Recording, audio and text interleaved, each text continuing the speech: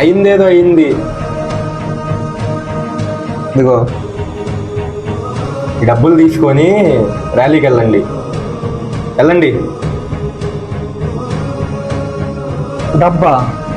డబ్బు తీసుకోండి సార్.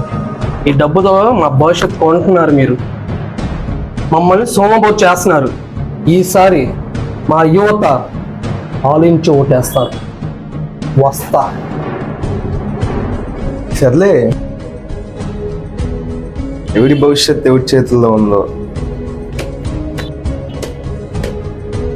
ఇవి కాకపోతే ఇంకొక యూనియన్ లీడర్కి ఫోన్ చేద్దాం.